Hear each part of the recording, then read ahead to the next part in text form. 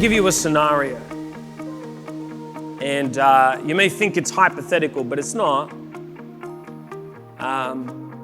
Because we say that we love God's grace, right? Who loves God's grace? Who's tasted of God's grace? God's radical grace. And we say we thank the Lord for His grace. But there's two people, two hypothetical people. One has lived a life of sin, and the other, a faithful, church-going, committed Christian. And this sinner has lived his entire life chasing selfish gain, and he's done that by sinning and abusing and hurting others. Whilst this believer, well, he's lived a good life.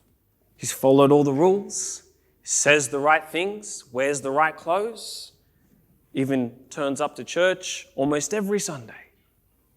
And when he feels convicted, he repents of his failures. Both these men live their lives, and as they get to the end of their life, this lifelong sinner on their deathbed has a genuine turn, repents, confesses their sin, puts their faith and trust in Christ, and then they both go on to eternity. Let me ask you this question. Who deserves to enter the presence of God?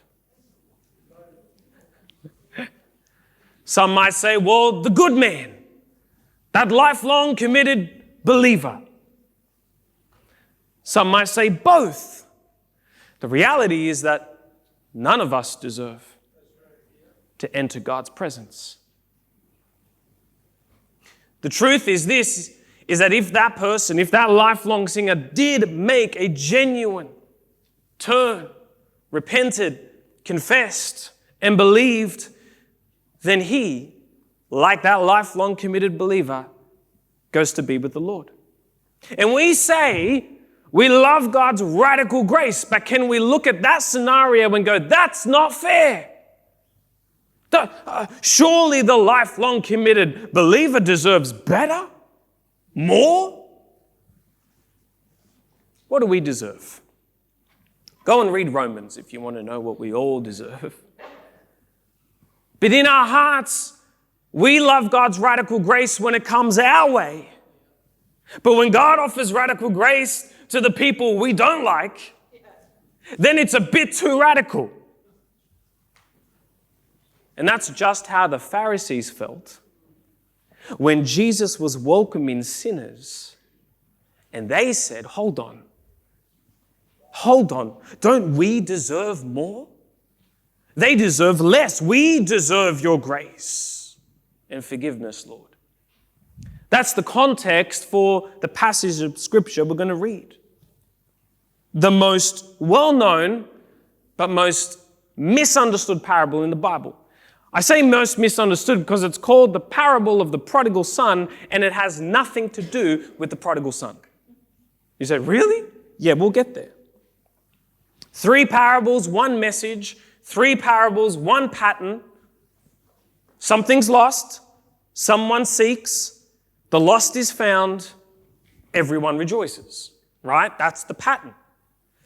Last time I preached the message, No Place Like Home, looking at the first half of the parable, the prodigal. And we know it well, and we love the prodigal. But now we get to the second half of the parable. Are you ready? Yeah. In Luke chapter 15, Luke 15, verse 25 to 32. I'm reading from the New Living Translation. Please follow along, and then we will pull some points from the text. Luke 15, verse 25. We've just finished the first half of the parable. The prodigal has returned home. The father embraces him, gives him a robe and a ring, and the party starts. But not everyone's celebrating. Verse 25, it says, meanwhile, The older son was in the fields working. When he returned home, he heard music and dancing in the house. And he asked one of the servants what was going on. "Your brother is back," he was told, "and your father has killed the fattened calf. We are celebrating. We're celebrating because of his safe return." Verse 28. The older brother was angry and wouldn't go in. His father came out and begged him. But he replied, "All these years I've slaved for you, and you never once refused to do a single thing you told me. And in all this time, you never gave me even one young goat for a feast with my friends. Yet, when this son of yours comes back after squandering your money on prostitutes, you celebrate by killing the fattened calf?" His father said to him, "Look, dear son," the word there is dear child, beloved child, "you have always stayed with me." In other words, I'm always with you. You're always with me. And everything I have is yours. We had to celebrate this happy day. For your brother was dead and has come back to life. He was lost, but now he is found. The end. Really? Well, it's the end of the parable, but it's not the end of the story. And Jesus does this on purpose. We're meant to hear that ending and go, surely it's not finished yet. Well, it's not. When Jesus told this parable, the parable of the prodigal son, everyone knew who or what was lost. Remember, there's 3 parables. Remember the parable of the 100 sheep, right? 100 sheep, how many are lost? 1 lost. So the shepherd leaves the 99 to seek the 1 lost sheep. Second parable, 10 coins, how many are lost? 1 coin. So the woman searches and sweeps the house to find the 1 lost coin. Prodigal son, how many sons are in the story? 2. How many are lost? It's a trick question. How many are lost? You see, the hearers thought they knew the pattern. Something's lost, someone seeks, what's lost is found, rejoicing. But this parable breaks that pattern completely. If you only look at the first half, who was really lost? Well, why is Jesus telling these parables? Here's the key. The context is the key. Luke 15, verse 1 to 3. God leaves the 99. God searches for the 1 coin. God searches for the prodigal son. Well, listen, this is why Jesus tells these parables. He says, tax collectors and other notorious sinners often came to Jesus to listen to him teach. This made the Pharisees and teachers of religious law complain that he was associating with such sinful people, even eating with them. So Jesus told them this story. The sinners and tax collectors are the prodigals. Who's the older brother? The Pharisees and religious experts. And they see Jesus welcoming sinners, eating and celebrating with them, and they say, no, they don't deserve to eat with Jesus. 2 sons, one ran from the father, one stayed close. Right? One ran away to a far-off country, one was in the house. One broke all the rules, one kept all the rules. But how many are lost? Both. And you say, but how? One was lost in his goodness, the other was lost in his badness. Yeah, how can you be lost in goodness? One was living in sin, one was living in self-righteous, selfish interest. Let me tell you this, they both had the same heart, they just went about it in a different way. Yeah. You said, what? They both wanted what the Father could give them. They wanted the money. And the younger son did it through his sin. The older son did it through his obedience. But they both wanted the wealth over the Father.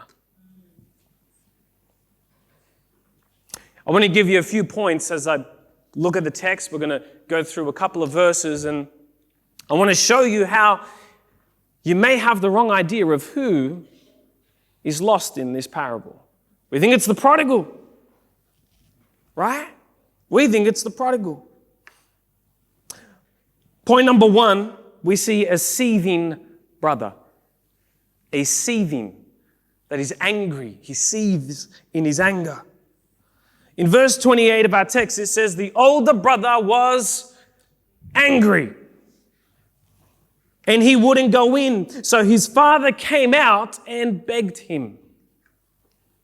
Instead of rejoicing, we see anger.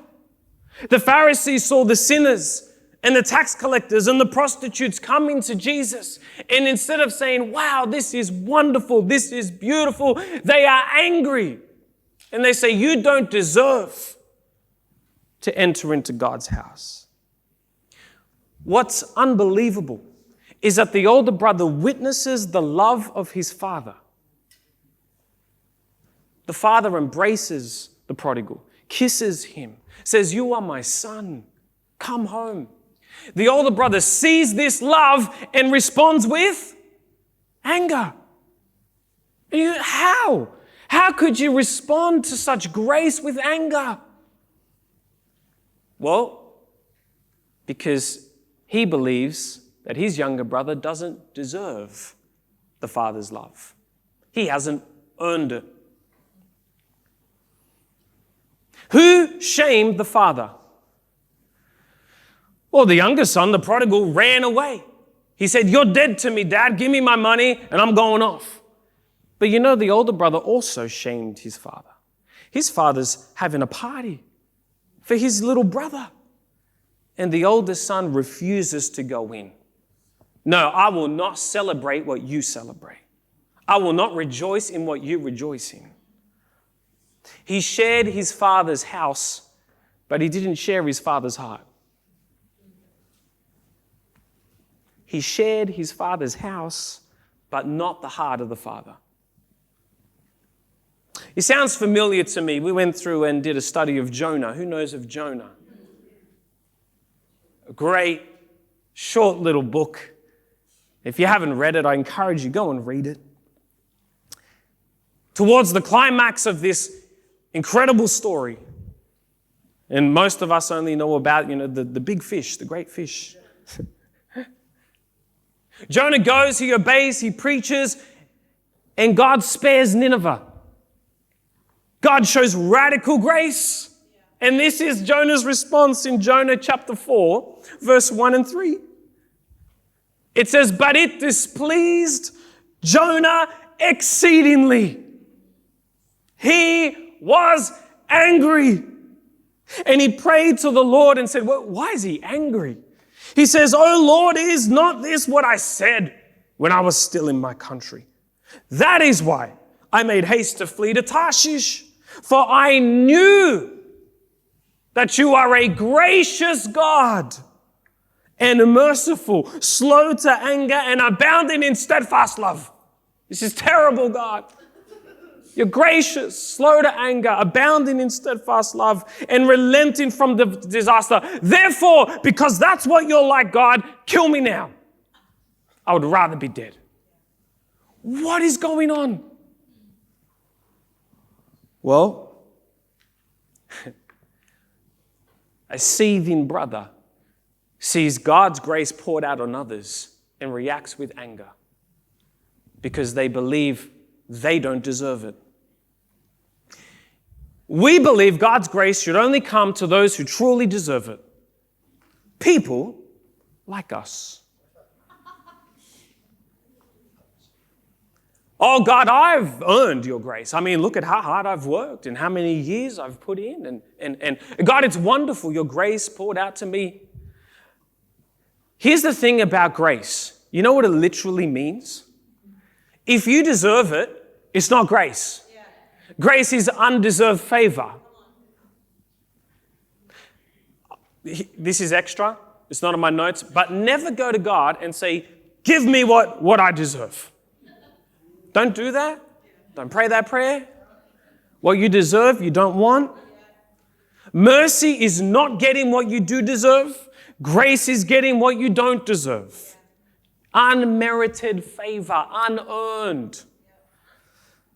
The question is, are we truly happy or angry when we see people we think don't deserve grace receive grace? It's, oh no, I'm happy for God to show grace to anyone. Really? Really? There's a test for that. That's not fair, Lord. But I've been working so hard. Look at what I've done. The pattern of the parables is this: lost, someone seeks, the lost is found, rejoicing, right? One sheep lost, the shepherd seeks, sheep is found, everyone rejoices. One coin lost, the woman searches, coin is found, everyone celebrates. Hold on. Look at the parable of the prodigal. The son is lost. No one goes looking. The parable comes to his senses and he returns home. And not everyone is rejoicing. Is Jesus does he not know the pattern of his own parables? Does he not understand how to tell a good story? You see, the prodigal is just the introduction to the real parable. This parable is not about the prodigal. It's not even about the older son. It's about the heart of a father. Something is lost. It's the older brother who refuses to come in the house. Someone does go searching for what is lost. The father leaves the party. He leaves the 99 celebrating in the house, and he goes out to the one who is lost. The father does find what is lost. He finds his son and comforts him. The word there is comfort, paraclete. But then we're left with a question. Does the older brother come on in? The title for the text is Come On In. The father says, come on in, son. Does he ever go inside? Well, the question is up to you and I. We decide how the story ends. Point number one, we see a seething brother. Point number two, he's seething because he is a self-righteous brother. Look at verse 29 of our text. A self-righteous brother. Let me point out the difference. When the prodigal comes home, the younger son comes home, he says, Father, I've sinned against you. Now look at the older son's response. He says, look you. So it literally says, look you. All these years I've slaved for you and never once refused to do a single thing you told me. And in all that time, you never gave me even one young goat for a feast with my friends. That's a very strong word he uses, the word slaved. It means slave. He doesn't see himself as a son, he sees himself as a slave. He sees his father as a taskmaster. I obeyed everything you said. I kept all the rules. And you give him the fattened calf and I don't even get a goat? We find it funny, right? Where's my goat? He doesn't see himself as a son, but as a slave who is still earning his reward. But here's the funny thing about God's love and grace. You can't earn what has been freely given. I'm going to say it again. You cannot earn what has been freely given. In Ephesians 2, verse 8 and 9. Ephesians 2, verse 8 and 9. For by grace you have been saved through faith, and this is not your own doing, it is a gift of God, not a result of works, so that no one can boast. Oh, we like to boast in our self-righteousness. I've slaved, I've worked hard, I've kept the rules, I say the right things, I wear the right clothes. Don't you know, God, that you are now in my debt? You see, that's the heart of self-righteousness. Yeah. Self-righteousness goes to the Father and says, you owe me. You owe me. But God is no one's debtor. Yeah. God owes no one anything. That's right. But here's the gospel, that God loves to give his gifts freely. Yeah. You can't earn it. You can't deserve it. You see, he had a bad attitude. He had a bad heart. He did the right thing with the wrong attitude. You know, you can do the right thing in the wrong way. Who have children here? You know that. You can do the right thing for the wrong reason. The right thing with the wrong attitude. I did what you told me to.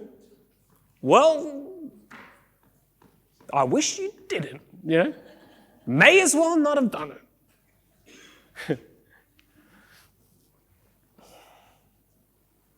We can do the right thing in the wrong way. When we have a heart that says, God, now I've done my work, now you owe me. Yeah. In 1 Corinthians 13, verse 2 and 3, 1 Corinthians 13, and you're hearing that reference and you go, is someone getting married? This is the marriage chapter, right? But it's not actually about marriage, it's about love. But 1 Corinthians 13, verse 2 and 3. And if you use that one in your marriage, God bless you, more power to you. Wonderful. Because we all need to know what love is. If I have prophetic powers and understand all mysteries and have all knowledge, and if I have all faith, not just little faith, but all faith, so as to remove mountains, but have not love, I'm nothing. If I give away all I have, and if I deliver up my body to be burned, but have not love, I gain nothing. You can do the right thing for the wrong reasons. And both these sons wanted the wealth of the father without the father himself. Yeah. Here's the test for self-righteousness. Here's the test. The test is this. And I'm giving myself the test as well. Have I ever gone to God, given him the list of my self-righteous slaving, and then gone, God, you owe me? We say, oh, no, I've never done. God, that's not fair. You've been working hard, you've been doing the best you can, and then someone who's only been a believer for like 6 months comes in and God blesses them and favors them, heals them. And you look at them and you say, but God, what about me? That's not fair. I've served, I've slaved, I've sacrificed, and for what? I'm still single, still childless, still hurting, still struggling. Where's my goat? Where's my goat? I don't know if you've eaten goat. Used to go hunting with my dad often, and his favorite thing was to get goat. And we'd bring it home and prepare it. And then we had to lie to the rest of the family because they hated goat. So my dad tried to figure out 100 ways to hide goat in every meal. But as soon as you took a bite, you're like, that's goat. There's no hiding that. Where's my goat? Listen, I want you to hear my heart, because I'm not diminishing the things that we struggle with. I'm not downplaying the hurt and the pain that we experience. God does not minimize what you face. When you come to God with real hurt, with real pain, God doesn't say, get over it. No, God cares. In fact, we have a high priest who can sympathize with all of our weaknesses, for he experienced and endured it all. He knows our weaknesses. He knows what we suffer. But here's the danger. Just be careful you don't turn your pain into a spiritual invoice. I've endured this and that and this and that, and I deserve at least 10 spiritual blessings. The older brother's problem wasn't that he wanted to go. That's not the issue here. We go, he wanted to go, how selfish. No, that's not the issue. He wanted what the Father could give him, but without the Father. He wanted what the Father could gift him, but he didn't want the giver. He tried to put the Father in his debt, and he wanted the reward more than the relationship. He wanted the reward more than the relationship. Point number 3, as we go through this very difficult teaching, a selfish brother. Number 1, seething. Number 2, self-righteous. Number 3, selfish. Verse 30, it says, yet, are you ready? He says to his father, yet this son of yours. What brother? I have no brother. This son of yours comes back after squandering your money on prostitutes, and you celebrate by killing the fattened calf. I have no brother. That was the heart of the Pharisees. They saw the sinners and the tax collectors and the prostitutes coming to Jesus. And Jesus says, you should welcome your brothers and sisters. And they say, they're not my brothers. They're not my sisters. The father sees the prodigal as a son, but the older brother sees the prodigal as a cost, as a liability, as a problem. Why do I say cost? Well, let me ask you this question. In the parable, and we must remember it is a parable, it's not a real historical event. It's a parable. But let me ask you this. Who's paying for the party? Oh, well, the father, right? The father's paying for the party, right? Yeah. Who's paying? Who's covering the cost? Well, let's go and read the beginning of the parable, Luke 15, verse 12. At the very beginning of our parable, Jesus says this. It says, and the younger of them said to his father, Father, give me my share of the property that is coming to me. And it says this, and the father divided the property between them. The father divided the property between them. The father gave half his estate to the younger son and half his estate to the older son. Who's paying for the party? The younger son has no money. He's spent it all. The father has given it all away. Who's paying for the party? It's coming out of his wallet. It's coming out of his wallet. He's covering the bill. And they're eating fattened calf. And he's like, and I won't even eat fattened calf. The party is coming at the older brother's expense. So from his perspective, whilst grace comes free to the prodigal, it's costing him a whole bunch. Grace comes free to you, you know that? But somebody's got to cover the bill. Somebody's got to pay the cost. We'll get into that soon. Who really pays the price? For the prodigal, grace came free, but the older brother was covering the bill. The question is this: are we willing to be generous with what God has generously given us? You think, I can't spare my time, I can't spare my assets, I can't. God's like, I gave that, I gave. None of that is yours. Yeah. I gave it to you. The older brother thinks that all this money is his. The father gave it all to him. You own nothing that is truly yours. It is all given to you from God. And so when God says, hey, I need you to cover something for your brother, for your sister.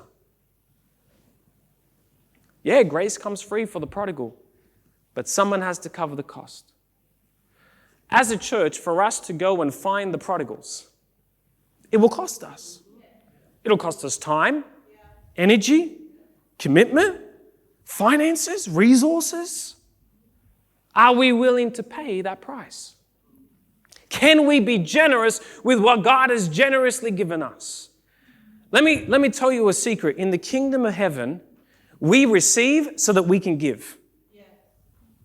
It is better to give than to receive. And in Matthew chapter 10, verse 8, Matthew chapter 10, verse 8, the red letters, so you know it's important. Matthew 10, verse 8, Jesus says, heal the sick, raise the dead, cure those with leprosy, and cast out demons. Give as freely as you have received. Freely you receive, freely you shall give. Woo. When prodigals come in, it will cost us. Are we willing? Are we going to be joyful to pay the cost? Well, that's enough about secondary characters in our parable. We learned about the prodigal, we've learned about the older son, but this parable is not about them. When Jesus tells the first parable, he says to the Pharisees, imagine you're a shepherd and you have 100 sheep. What would you do if one was lost? Would you find it? They go, yes, Jesus, yes. Oh, yes. Now imagine you're a woman, offense straight away. Whoa, Jesus is like, I'm not calling you women, it's a thought exercise, please go with me. Imagine you're a woman. You have 10 coins, you lose one. What do? Do you search for the coin? Oh, yes, Jesus, yes. Do you celebrate? Oh, yes, we do. Notice how when he starts the third parable, he doesn't say, now imagine you're a father, because they're not the father. He says, now there was a father. Jesus says, you're the older son. Will you search for what has been lost? You said you would for the sheep and the coin. Will you bring it back home? Will you rejoice? Point number 4, we see a seeking father. A seeking father, verse 31. And the father said to his son, beloved child, you are always with me, and all that is mine is yours. You see, the pattern breaks because, I'm going to be honest with you, when I was preparing the last message, No Place Like Home, I was actually looking for that pattern. Who searches for the prodigal? No one. Who finds him and brings him home? No one. And at the end, not everyone is rejoicing. The older brother's outside. We see that was the introduction, and then we get to the real story. What's lost is the older brother. Who goes searching is the father. He leaves the party. He leaves the house. He steps outside into the fields to find his son. And when he finds him, he comforts him. He begs with him. He pleads with him. Come on in, son. Both were lost. They were just lost in different ways. One was obviously lost. The other was, lost in his heart. Not outwardly, but inwardly. And the Father says something interesting. He says, you are always with me. All I have, everything I have, is yours. Everything I have is yours. I don't hold anything back from you. In Romans chapter 8, verse 32. Romans 8, verse 32.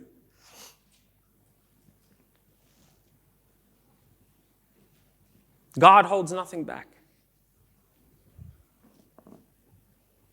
Since he did not spare even his own son, but gave him up for us all, won't he also graciously give us everything else? The promise is this, is that if God has given even his own son, then he will give us everything else. Everything else. All I have is yours. The idea is that the son's out working in the field when he can come to the Father whenever he wants. He can come and ask the Father for anything he needs. And then we read verse 32, and we think we're going to get a beautiful, happy Hollywood ending. Verse 32, the Father says, we had to celebrate this happy day, for your brother was dead and has come back to life. He was lost, but is now found. The end. And you go, but where's the happily ever after? And they all came into the party. How does it end? It can't end there. That's a terrible ending. It's like Jonah. When he's there and he prays to God, kill me now, Lord. And God says, do you be right to be angry? And Jonah says, yes, I do. And God says, is it not right for me to have mercy and to show favor and grace and forgive people who come to me? And then it ends. Why? Well, because the end of the story is up to those who are listening. Jesus is speaking to the Pharisees. He's speaking to some of us, and he says, will you come on in and join the party? Will you come on in? Something's missing. Something's missing from the story, right? I've read the story so many times, and I ask, where is the hero? Where's the hero? And the father he's a hero. He goes out, he seeks the lost, he finds it, he pleads, but I don't know, there's no coming in and celebrating. And I feel like, where was the hero for the prodigal? You see, it would have been the older brother's responsibility to go and find him. Someone in the Bible said, am I my brother's keeper? Am I responsible for him? The untold answer is yes. Yes. Big brother sees his little brother make a terrible decision, run off and flee to a far-off country. And what does he do? Sayonara. See you later, little bro. Don't come back. He should have gone out searching for the brother. The prodigal needed a better, bigger brother. In the first parable, the shepherd goes out to find the sheep. In the second, the woman goes and sweeps the house to find the coin. In the third parable, no one looks for the prodigal. Where is big brother? Well, there's no accident that there is no big brother in the story, because point 5 is a superior brother. A superior brother. A better brother. A greater brother. You say, where's the hero in the parable? The hero's not in the story. The hero is telling us the story. The greater, bigger brother's not in the story. He's the one telling us the story. You say, but what? Who are you talking about? Jesus. Jesus is the better, bigger brother. In Hebrews chapter 2, verse 11. Hebrews 2, verse 11. And I want you to read it so you know that I'm not making this up. Hebrews chapter 2, verse 11 says, "So now Jesus and the ones he makes holy have the same Father. That is why Jesus is not ashamed to call them his brothers and his sisters." Little bro comes back and big brother says, "I have no brother. He's dead to me. I'm ashamed of him." Jesus is the greater big brother. He's not ashamed to call us his brothers and sisters. How beautiful is that? The hero wasn't in the story, he was telling the story the whole time. Jesus left his Father's house. He left the comfort and glory of the heavenly throne. He went into a far country to come and seek us. Jesus came to find prodigals in the mud and the muck of the pigsty. Jesus entered humanity. Jesus came to find prodigals, his little brothers and little sisters, spiritually speaking. And then when he finds them, he clothes them with his robe, his righteousness. He gives them a ring. He embraces them and he brings them home to the Father and says, "Come on in. Come on in." Jesus is the greater big brother. I go back to a point I made earlier. Grace comes to the prodigals for free. Costs nothing. But someone has to pay the bill. Jesus paid the bill. Jesus paid the cost. Jesus, as our spiritual big brother, gave it all away. And now there's no cost too great. There's no cost too great. Jesus will spare no expense when he throws that party in heaven with the angels. Jesus paid with his own blood so that he could chase after us, embrace us, welcome us, and bring us home. 5 points. Number 1, a seething brother. Sometimes we can be angry at God's grace. Not for us, but when it falls on others. Number 2, a self-righteous brother. He was trying to earn what is free. Stop trying to earn what God has given freely. Don't chase the reward, chase a relationship with God. Point number 3, a selfish brother. He was seeking the reward, not the relationship. The Father says, "You're always with me. I'm always here." That's better than the inheritance. I'm your inheritance. I will be your wealth and your treasure. Point number 4 is seeking Father. And here's what's so beautiful about the Father in the story. Would the Father be happy with one of the 2 brothers in the house? Well, 1 out of 2, 50%, that's a pass mark. That's a passing mark. Well, if the shepherd's not happy with 99, God will not be happy with anything less than every single one of his children. Point number 5, we have a superior brother, a greater big brother. Jesus, who comes to seek and save those who are lost. So as we come to the end, there's 2 sons in the story. One's far away, but one's very close. Last message I spoke about the one who was far away. This week we look at the one who's really close. the one who works hard, the one who follows all the rules, the one who dresses right and speaks right and even knows all the worship songs. Just be careful that you don't earn or attempt to earn what has been freely given.